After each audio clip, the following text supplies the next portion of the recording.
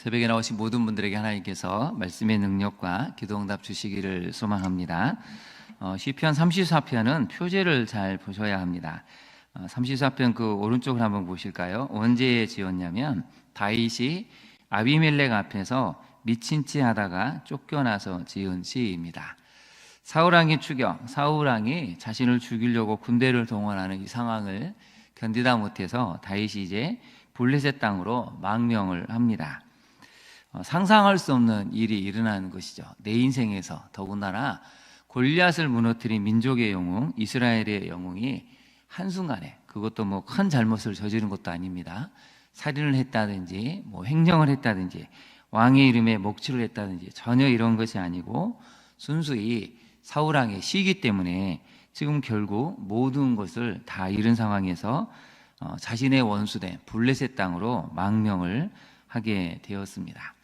그래서 망명을 신청했는데 신하들이 또 뭐라고 합니까? 블레셋 신하들이 이 사람이 누군 줄 알고 지금 왕이 다윗의 이 망명 신청을 허락하려고 하십니까? 큰일 납니다 하는 이야기를 듣게 되었습니다.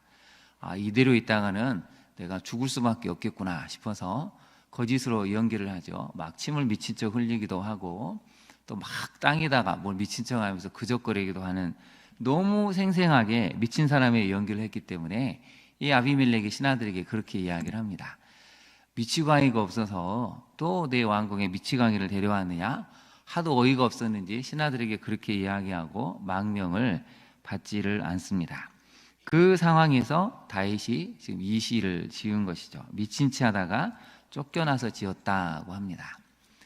여러분, 인생을 살다 보면 설마 이 정도 일이 나에게 생길까라는 상황이 우리에게 닥치면 우리는 억장이 무너집니다.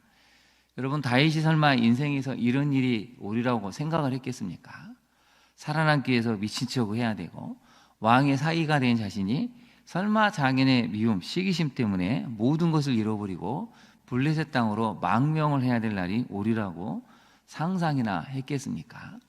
누구보다도 의롭고 누구보다도 하나님 말을 바라보고 누구보다도 민족을 위해서 열심을 내었던 이 다윗이 이런 날을 겪게 되리라고는 상상도 할 수 없었을 것입니다. 누구보다 의롭고 진실하고 정직하게 살아왔던 다윗이 살기 위해서 거짓으로 연기를 해야 되는 이 상황. 여러분, 이게 우리는 너무 결론을 알아서 쉽다고 생각하지만 당사자 입장에서는 죽을 것만큼 괴로운 것입니다. 살기 위해서 거짓으로 미친 척 해야 되고 더군다나 자신의 원수 땅이 블레셋으로 망명까지 신청할 정도면 웬만한 사람이 아니고서는 여러분 견디내기가 어렵습니다. 그래서 오늘 다윗은 우리에게 굉장히 많은 교훈을 줍니다. 19절을 한번 보실까요?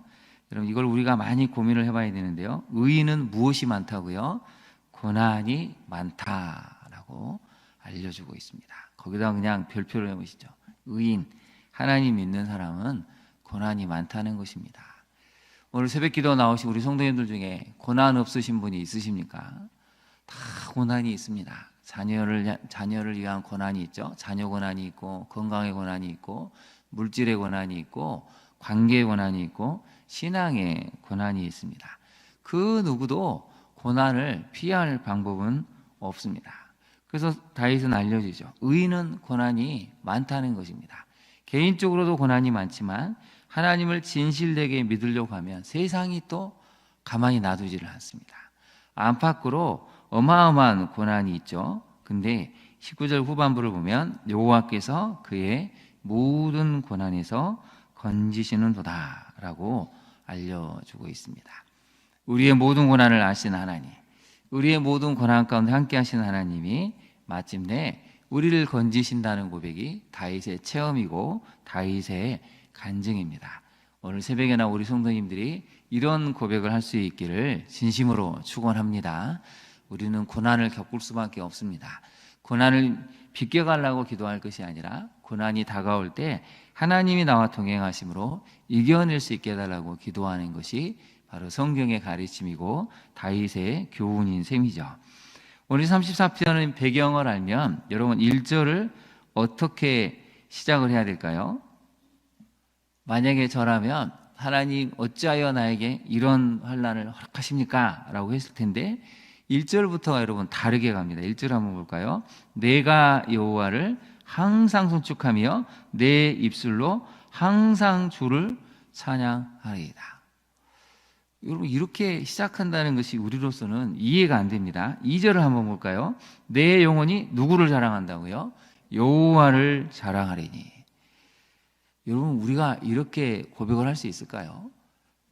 정말 살기 위해서 간이고 쓸개고 다 내빼주고 정말 모든 사람 앞에서 조롱을 당할 때 우리는 이렇게 하나님을 찬양합니다. 송축합니다. 여호와를 자랑한다라고 고백을 할 수 있겠습니까? 근데 다윗은 더 나갑니다. 3절을 한번 볼까요? 나와 함께 여호와를 광대하시다 하자. 5절도 보면 그들이 주를 앙망하고 광채를 냈다. 얼굴을 빛냈다는 것입니다. 하나님을 바라보니 하나님이 우리의 기도 소리, 간구 소리를 들어주시고 응답하실 거라는 그 간절한 기대감, 그 응답하시리라는 확신이 있기 때문에 얼굴에 빛이 났다는 것이죠. 여러분 이렇게 고백하기는 불가능합니다. 지금 내가 바로 쫓겨난 지 얼마 안 됐죠. 지금 내가 미친 척하고 겨우 숨을 돌려서 죽어라 하고 그 블레셋 땅을 벗어난 지 얼마 되지도 않았습니다. 그 하나님을 찬양하자, 송축하자, 그리고 나와 함께 여호와를 광대하시다 하며 자랑하자는 이 고백. 도대체 이 신앙의 힘은 어디서 나오는 것일까요? 이게 우리가 다윗을 묵상할 때 배워야 될 교훈입니다. 우리는 조금만 고난이 닥쳐도 하나님 이러실 수 있느냐고 원망하고 따지다가 또 응답을 받으면 언제 그러냐는 듯이 또 잊어버립니다. 오늘 본문을 보면 다윗은 이제 갈 때까지 갔습니다. 더 이상 물러설 수 없을 때까지 너무 추한 모습을 보였습니다. 살다 보니까 우리도 신앙을 지키려니 하나님을 따라가려니 이래저래 추한 모습을 보일 수밖에 없는 상황이 온다는 것이죠. 그럴 때 여러분 우리는 하나님을 원망하지 않겠습니까? 다윗은 이미 다 갈 때까지 간 인생이고 더 이상 내려갈 바닥도 없습니다. 오늘 새벽에 나오신 우리 성도님들 어떠십니까? 더 이상 사람들에게 보여줄 수 없는 데까지 내려가 보신 적이 있으신가요? 이 정도까지 내가 망가지리라고는 생각할 수 없는 그런 상황까지 여러분 내려가 본 적은 없으십니까? 그럴 때 우리가 시편 34편을 묵상해야 됩니다. 그래서 오늘 중요한 몇 개 구절들이 있는데요. 4절을 한번 보실까요? 4절을 보시면 내가 여호와께 간구하며 내게 응답하시고 내 모든 두려움에서 나를 건지셨도다. 그래서 내가 여호와께 간구하며 나를 건지셨도다. 한번 저를 따라해 볼까요? 내가 여호와께 간구하며 나를 건지셨도다. 네, 외우실 수 있죠? 내가 여호와께 간구하며 나를 건지셨도다. 근데 그 앞에 걸 외우셔야 됩니다. 내가 여호와께 간구하며 어떻게 하셨다고요? 내게 응답하시고 나를 건지셨는데 무엇에서 건지셨습니까? 모든 두려움에서. 여러분 지금 무엇이 두려우시죠? 어떤 것이 두렵습니까? 돈이 없는 상황이 두렵습니까? 사람들이 나를 인정해 주지 않을까 봐 두렵습니까? 자녀들 때문에 자녀에게 닥친 여러 가지 환난이 두렵습니까? 모든 두려움에서 하나님이 나를 건지셨다는 것입니다. 내가 여호와께 간구하며 내게 응답하시고 모든 두려움에서 나를 건지셨도다. 오늘 하루 여러분 이 한 구절이라도 우리가 암송할 수 있고 묵상할 수 있다면 우리도 다윗처럼 힘을 발휘할 수가 있습니다. 우리 4절을 암송하는 마음으로 한번 읽어볼까요? 시작. 내가 여호와께 간구하며 내게 응답하시고 모든 두려움에서 나를 건지셨도다. 아멘. 근데 여러분 이게 반복이 됩니다. 6절을 한번 볼까요? 이 공고한 자가. 지금 다윗이 공고해졌습니다. 마음이 공고하고 영혼이 공고하고 육체도 공고합니다. 이 공고한 자가 부르짖음에 여호와께서 들으시고 그의 모든 환난에서 내 모든 두려움에서 구원하셨도다. 4절과 6절이 사실은 같은 내용입니다. 그런데 17절을 한번 볼까요? 17절도 똑같은 내용을 다르게 표현합니다. 의인이 부르짖음에 여호와께서 들으시고 그들의 모든 환난에서 건지셨도다. 내 모든 두려움에서 내 모든 환난에서 구원하셨다. 건지셨다는 고백이 반복적으로 나옵니다. 그래서 여러분 오늘 중앙을 보시면 이제 이것을 우리가 배워야 되는데요. 11절을 한번 볼까요? 11절 같이 한번 읽어보겠습니다. 너희 자녀들아 와서 내 말을 들으라. 내가 여호와를 경외하는 법을 너희에게 가르치로다. 거기다 밑줄을 보실까요? 여호와를 경외하는 법을. 자녀들아, 하나님을 경외하는 법을 내가 가르쳐주마. 근데 여러분 이 상황은 맞지가 않습니다. 다윗이 지금 미친 척하고 살아남았는데요. 다윗이 지금 망명을 해서 어쩔 수 없이 생명을 구하려고 망명했더니 블레셋 신하들이 다윗은 안 된다고, 잘못하면 죽을까 봐 미친 척하고 도망쳐 나왔습니다. 근데 지금 뭘 이야기하는 것입니까? 여호와를 경외하는 법. 우리 생각에는 좀 엄마 아빠가 능력이 있어야 하나님 믿으면 복 받아 이렇게라도 할 수 있을 것 같은데 다윗은 그렇지 않다는 것입니다.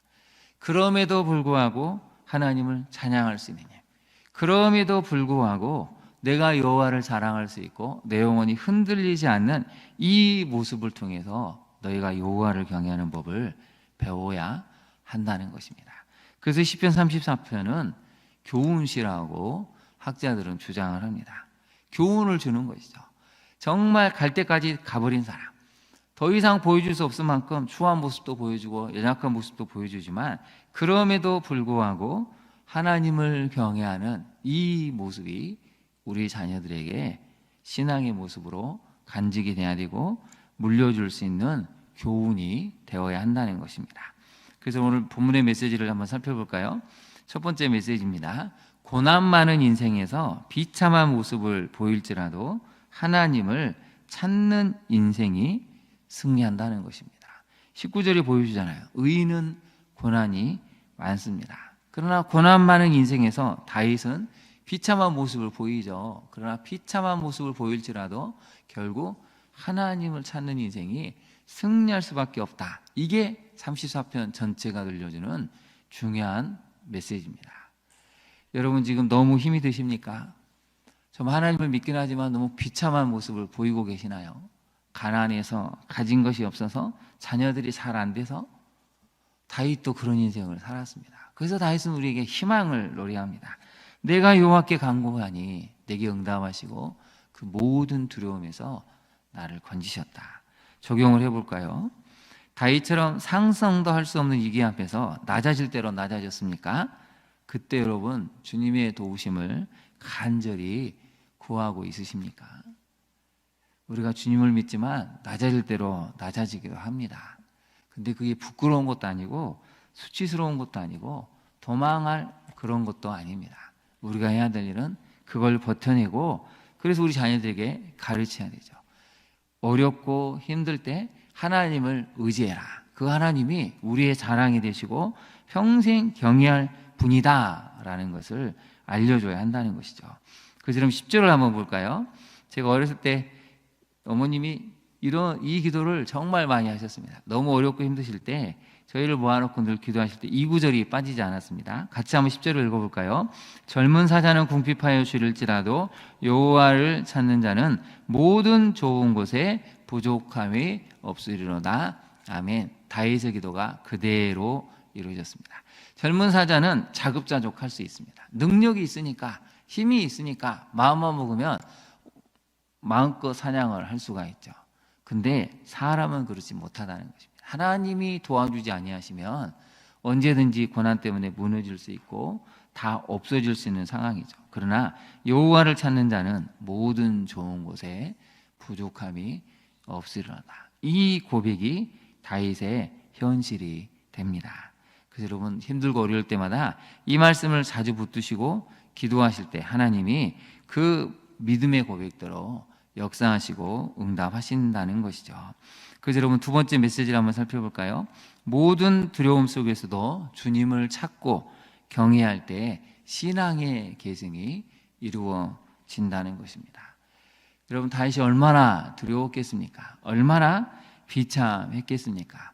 그래도 그 상황을 받아들이고 주님을 찾고 경외할 때 자녀들에게 내 말을 들으라고, 내가 여호와를 경외하는 법을 너희에게 가르치겠다고 들려주고 있지 않습니까? 여러분 부모가 성공할 때만이 여호와를 경외하는 법을 가르칠 것이 아니고 가난하고 힘들고 모든 것이 무너질 때에도 그 속에서 하나님을 경외하는 법을 가르치는 것이 진짜 신앙을 가진 부모의 모습이라는 것이죠. 적용을 한번 해보겠습니다. 여러분 지금 어떤 두려움을 갖고 있습니까? 그 두려움을 극복하는 모습을 자녀들은 어떻게 기억하고 있습니까? 내가 갖고 있는 두려움이 있는데 그 두려움을 갖고 있는 부모가 원망, 불평, 탓을 하는지, 그 속에서 하나님을 의지하고 기도로 나아가는지는 우리 자녀들이 기억을 하고 있다는 것입니다.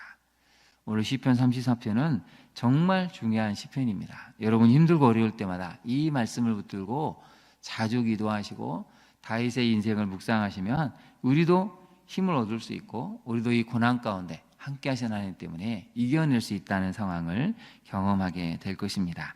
제가 말씀을 준비하면서 영상을 봤는데요, 이 시편을 가지고 찬양을 하는 영상이 있습니다.